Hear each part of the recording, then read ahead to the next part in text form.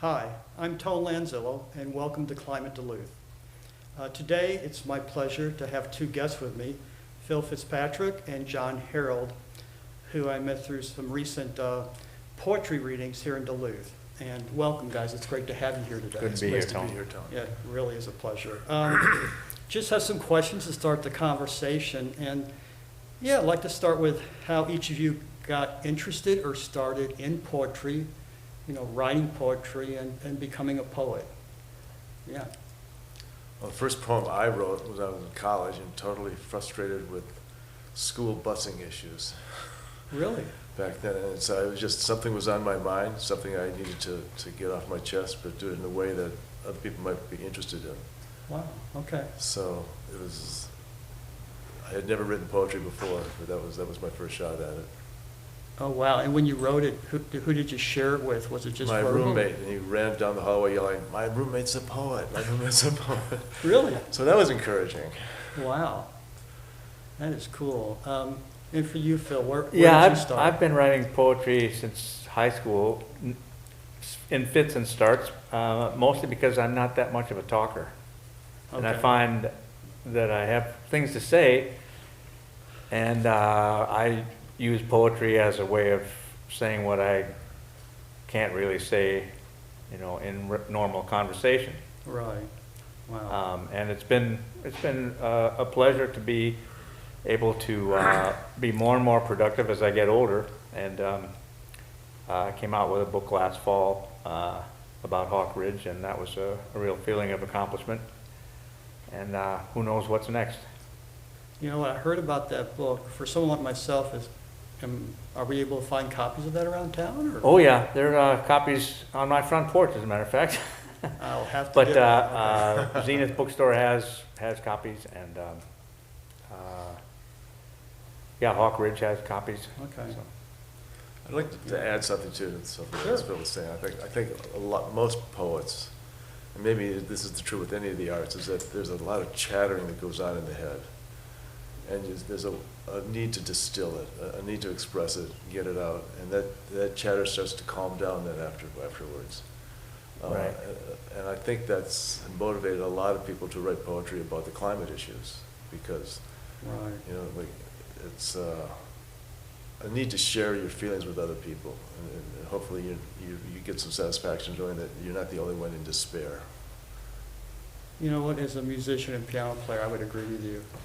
Yeah, that's my experience when I compose, so thank you. Yeah, that's really a good point, and as a matter of fact, I think I was, when I started thinking more and more about climate change, I realized that I'm not a scientist, so I can't weigh in on science, and I'm not a politician, so I can't, you know, take a stand on policy, but I can express how I feel about the climate in poetry, and that's what actually got John and I both started working on our climate emergency poetry project Right. here in Duluth, and it's been a real pleasure working together on that. Yeah, at one point we had to those are exactly the words that we used back then. We can't have an influence because we're not, I mean, the way a politician does, because we're not politicians. We're not government officials or elected officials. What do? We like poetry, so we use that as the avenue. Right.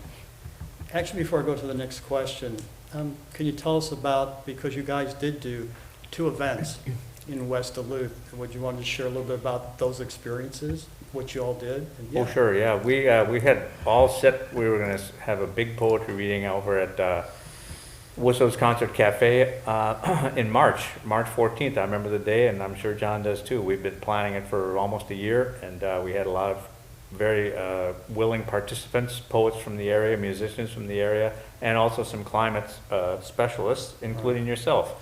And and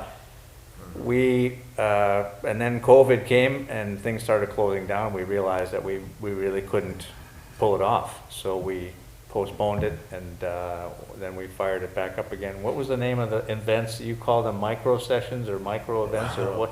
Pop-up poetry. Pop-up poetry. I like that. We had our first one in August, Yep. and then we had another one in September, and Okay. we were going to have a third one in October before the winter came, and we got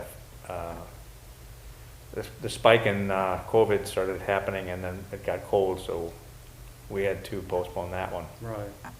And one of the really exciting aspects of what we were doing is that we wanted to embrace the entire community. We didn't want just, but we appreciated that the poet, existing and previous poet laureates were involved. Okay. We also had in line the high school students.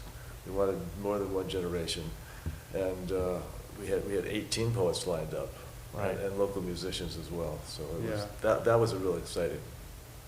We're still hopeful that we can reach that kind of level again someday, but Right. right now we're settling for mostly virtual events or no events, and Right. just we're trying to stay in touch with the people that we've talked with off and on over the last year about this event, and most everybody says, keep me posted. Right. So Right. we're enthusiastic about Yeah. carrying on. I do want to thank you both, because as you know, I came to the second one to speak with the poets, and it was so nice to see like Gary Anderson from City Council there, and Mindy Granley, who's the Sustainability Director, Jenny Yeagle from Sierra Club was there, and then you had the college students from MPERG at UMD. Right. So it was really nice to see that cross-section there that day. Right. Yeah, We're very optimistic that we can continue. yeah. Since you all have become poets, and when you began writing poetry until now, can you think of one or two meaningful experiences you've had, either through writing poetry or sharing your poetry with others over the years? Something that, still kind of stays with you? Yeah. I remember reading a poem at Poetry Showcase, which is a part of, it's a component of Homegrown Music Week. Oh, okay. Yeah, and the organizers of that do a really nice job. I read a poem that many people afterwards appreciated, and they just thanked me for it. They commented on it. It's a poem about oil. So what was so gratifying about that is I put so much effort into it. I had over 16 drafts for that poem.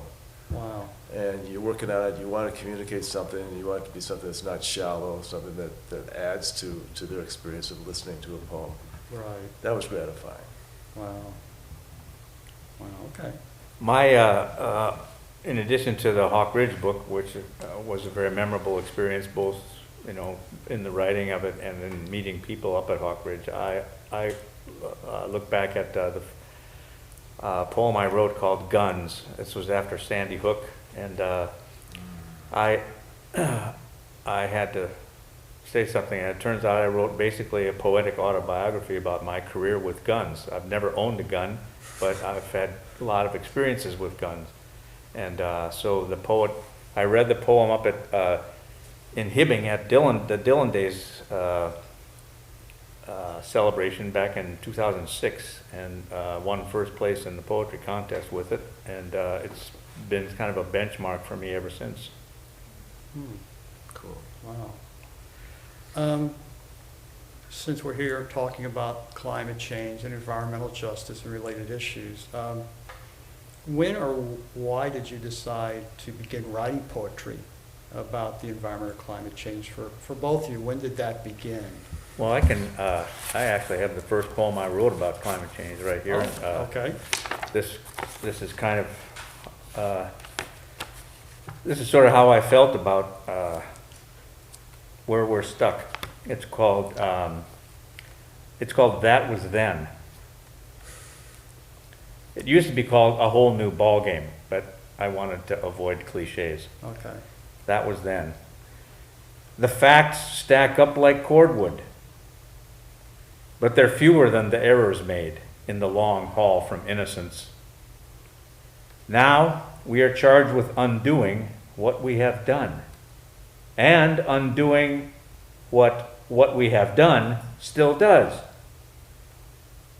In dreamtime, it was all fun and games. 3 pines and 5 oaks on the hillside west of home, the pond stretched out, sledding in winter, fireworks, turtle races in summer in the milkweed, the mullein and the mown grass greening our tennies. Seems like only, well, never mind, since the rules are changed. New ball game now. Chief Joseph said, the old way is gone. The learning curve's steep slope defies us. It's surpassed only by time's brevity. And when has that bandit ever been on our side? It's nice. So I was kind of thinking about how back in the day, we never worried about the climate. Right. And it feels like a million years ago. And we have a long ways to go. Right. But the old way is gone. I'm pretty sure that's a fact. I guess on many layers you're right. So what was the name of that poem you just read? That was then. That was Well, I'd like to read a poem called When. Good one. That's cool. And I mentioned earlier the chattering that goes on inside the head, and I think you had the same experience when you were composing something. Yeah. It's something you need to work out, and you know yourself when you get it, and you know yourself when you need to return to it. But I had some things to work out on this, and this is about, well, what was bothering me was the social response, the national response to what was obviously happening with the climate. When forest fires leave cities in ashes, can we use that special whiskey for breakfast? When respiratory masks are worn every day, do we finally get to wear expensive jewelry too? When rain becomes rivers through downtown, we'll ride to the top floor for dinner, right? When fire tornadoes burn their way over dry prairie, will we binge on westerns and reminisce? When Arctic villages pack themselves to higher ground, can we still fly over to look for polar bear? When hurricanes obliterate communities, do we buy up the empty lots? Then, when temperance and justice comb through garbage in the alley, then do we bang our foreheads on the mirror? Then do we hug ourselves, moaning and rocking, thanking God we get to die early? Wow. A little dark, but it helped me work it out. Wow. I think that's, and again, I'm not a poet, but I think from the poets I've read in the past, I think that's what I like about poetry is it's fewer words, but unlike prose or novels, there's such a power in how you choose certain words and put them together. And being a musician, like when I write lyrics, I often think as a poet when I write my lyrics. So I really appreciate what you guys are sharing. What inspires you? I mean, I know we're all inspired by different things or different people in our work, our vocation, but for you guys, what has been inspiring or inspired you in your work as a poet and writing poetry? Yeah. What I like, the things that inspire me in life are the human expression done well. Like, I like traditional timber beam construction for old barns. I like vocal music. Okay. I like paintings. Even if I don't understand what's going on with it, I do know that someone put a lot of effort into it. And if I think it's beautiful, that inspires me. Right. As far as poetry goes, what inspires me is trying to, well, it's the love of words. And the love of the words, trying to use them sparsely, trying to use them accurately, and try to move somebody, and at the same time, satisfy my need to handle the chattering in the head. Right. I hear you. I'm inspired, as far as the climate change is concerned, I was definitely inspired knowing that there are other poets who were already thinking about climate change and composing on the subject. When Jane Hirschfield came into Duluth a couple of years ago, she was just on the verge of publishing this book, Ledger, which she sent me, actually when I told her we were working on climate change here in Duluth, and she said, here, take this poem and see if you can make use with it. And this is the one she sent. It's called Let Them Not Say. Let them not say we did not see it. We saw. Let them not say we did not hear it. We heard. Let them not say they did not taste it. We ate, we trembled. Let them not say it was not spoken, not written. We spoke, we witnessed with voices and hands. Let them not say they did nothing. We did not enough. Let them not say as they must say something, a kerosene beauty, it burned. Let them not say we warmed ourselves by it, read by its light, praised, and it burned. When she was here, we were just on the, I would say just on the threshold of being aware of that the climate crisis was upon us, and I was very moved by the fact that she had already been working on this book, which she, in her own mind, was designing as a climate change statement by a renowned American poet. And so that gave me a lot of inspiration. And I've taken a lot of inspiration. In fact, this whole climate emergency poetry thing that John and I are working on was inspired by John's poem that he read at the Homegrown Poetry Festival. And Oh, really? he called it Oil, but he can't read it here because it's about 10 minutes long. It's pretty long, yeah. But it's a statement. Wow. Well, just for the audience sake, Phil and John have been kind enough to be a part of next week's event or project, which is called Culture Climate-Duluth, where we're going to highlight and feature a number of artists and poets, photographers, musicians, and writers from the local creative arts community who are doing really great work, and some of their artwork and craft is focusing on how do we address on an emotional, cognitive, and a physical reaction in regards to how we address climate change. So I'm really honored that they're here today and as we prepare for next week. I know you guys brought some poetry, and you guys have read a few. If there's a few more poems you'd like to read, that would be great. I don't either. Okay. I brought one poem. Okay. I'll bring out this one. This is a book, we were, at the first two climate emergency poetry readings, we gave away some copies of these two books, this one by Jane Hirschfield that I already mentioned, and then Jim Lenfesti, who is a poet in St. Paul, Minnesota, has this book, Earth and Anger, 25 Poems of Love and Despair for Planet Earth. And he's got quite a few in here that are really powerful. This one I like because it's very short, and it's really, it does a good job of what I was talking about how poets oftentimes can't converse the way they can write a poem. And this kind of speaks to that because it seems to say what he might not have been able to say in conversation. Right. It's called Apropos of Nothing. No thing, as in Z or zero or whole. Sundays without mass, or anything without mass.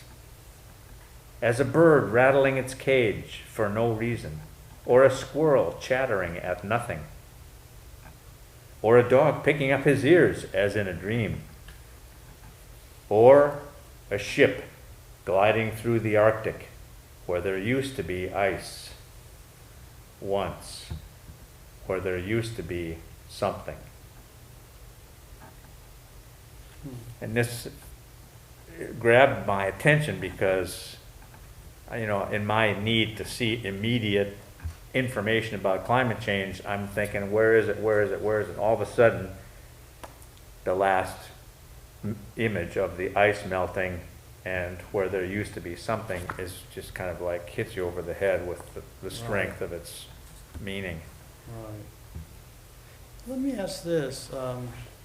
Through the work you've done with the climate poetry events, through your own writing, and I know through your collaboration with other poets, and because, like myself, you're concerned about climate change in Duluth, you have any thoughts or ideas of what you'd like to see happen in the future, either in the creative arts community or as far as in Duluth? And I know we spoke about a couple ideas yesterday that you brought up, but if you all would want to share one or two thoughts that, what you sometimes think about for the future.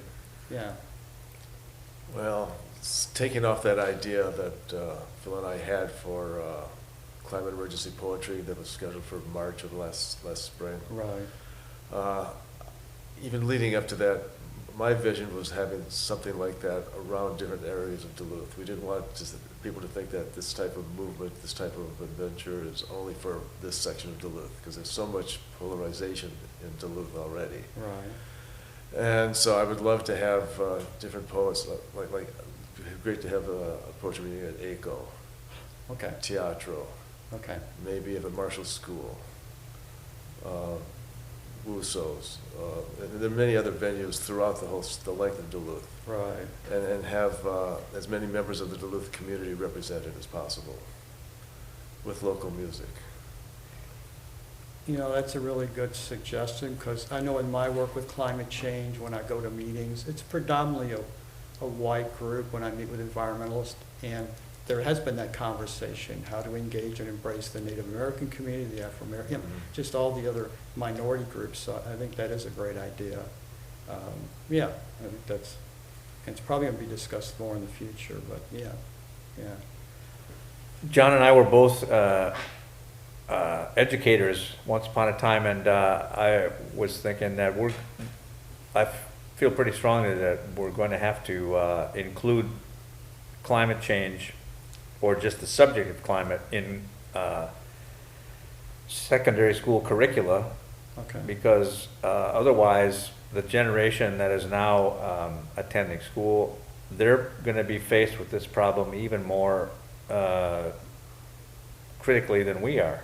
Okay. And I think if they are better prepared to handle it, which is another reason why John and I are doing these events and writing about climate change, because we're trying to get the word out, and we're not the only ones in Duluth. So we feel very, accompanied, I guess would be the word. Right. But I think if it can become part of a curriculum, I remember, in Black Studies, in the 60s, Black Studies or, revolutionary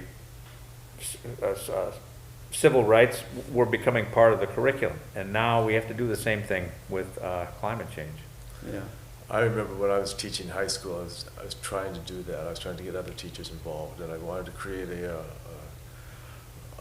small organization of teachers throughout different schools and different communities of Duluth and the surrounding area. And there was a lot of pushback from parents and city council or school board members, because it's too controversial, or there is not such a thing as climate change. Right. It's funny you mentioned that. In preparing for this project next week, as I've mentioned, I've talked to a number of college and high school students. And when things get real quiet in our conversations, they do share with me their angst about their futures. And not 40 years from now, but the next 10 or 15 years. What will their lives be like? Will they be able to work? Right. Will they have children? I think you're right, the world has changed a lot. They're asking questions I had never had to ask in my teens or 20s. And the other thing comes to me is, when people ask me in preparing this and other projects, I often thought that 1968 was the most difficult year for me growing up, because I was 13, and as some of you all know, that was the year we had 2 assassinations, we had the civil rights movement, Vietnam, the violence in Chicago at the Democratic Convention. And yeah, there are days I wonder, and I have 2 sons, but they're adults, how they think and feel about climate change, and just how they deal with it on an emotional level. Yeah, so I know this is really important. And that's one of the things we missed out on for last March 14th, is that we did have high school students lined up to read their poetry. Okay. And we missed that opportunity to hear their voice, to hear their concerns. Right. But We should stay in touch with those kids and with their teachers as well, because I have a feeling we can probably increase the number, given the situation we're all in. Well, I know there's a number of high school students. In fact, one that I had on the show last year, Izzy Laterman, who's a phenomenal young woman. And then teachers, I would always suggest you contact him. There's a gentleman by the name of Brian Scott with the Downtown International School. Uh-huh. And he actually brought his students to a number of city council meetings when we talked about climate change. So there are some really good students and teachers that we can engage. Yeah, I really want to thank you guys for being here. I also very much look forward to working with you, not only with the next week's Arts and Climate Project, but hopefully other projects in the future. And it's been a pleasure to have you here today, so I want to thank you both. Great, thanks a lot, Tom. Thanks very much, My Tony. pleasure. Glad to be here. Thank you. And for you all out there, hope you have a good day. Take care, and we'll see you next time on Climate-Duluth.